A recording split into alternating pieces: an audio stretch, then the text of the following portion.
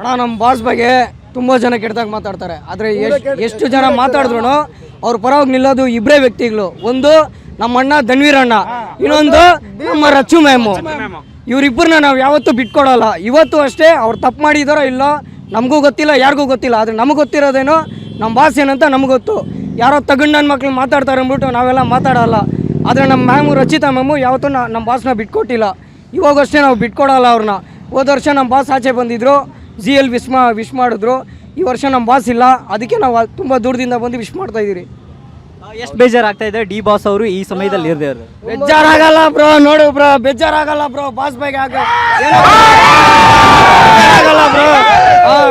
ನಮ್ಮ ಬಾಸ್ನ ಯಾವತ್ತಿದ್ರು ಇಲ್ಲಿಂದ ಪೂಜೆ ಮಾಡ್ತಿರೋರ್ತು ಎಲ್ಲ ತಗೊಂಡು ನನ್ನ ಮಕ್ಳು ಹೇಳ್ತಾರಲ್ಲ, ವೇಸ್ಟ್ ನನ್ನ ಮಕ್ಕಳು ಅವ್ರ ಥರ ಅಲ್ಲ ಬ್ರೋ ನಾವು. ರಚಿತಾ ಮೇಡಮ್ ಅವರು ಈ ವಿಡಿಯೋನ ನೋಡ್ತಾ ಇದ್ರೆ ಏನು ಹೇಳೋದಕ್ಕೆ ಇಷ್ಟಪಡ್ತೀರಾ ಅವ್ರಿಗೆ? ತುಂಬಾ ನಾವು ಹೇಳೋದೇನು ಬೇಡ ಬ್ರೋ, ಅವ್ರಿಗೆ ಗೊತ್ತಿರುತ್ತೆ. ಅವರೇ ಹೇಳಿದಾರಲ್ಲ ಬ್ರೋ, ಅವರು ಫಸ್ಟ್ ಮೂವಿ ಬುಲ್ಬುಲಲ್ಲಿ ಒಂದು ನಿಮಿಷದಲ್ಲಿ ನಮ್ಮ ಬಾಸಿನ ನಾನು ಅಂದಿದ್ರೆ ಅವ್ರು ಈ ಸ್ಥಾನಕ್ಕೆ ಬರ್ತಾ ಇದ್ದಿಲ್ಲ. ಅವರೇ ಹೇಳಿದಾರಲ್ಲ. ಡಿ ಬಾಸ್ ಸೆಲೆಬ್ರಿಟೀಸ್ ಕಡೆಯಿಂದ wish you many more happy returns of the day ma'am.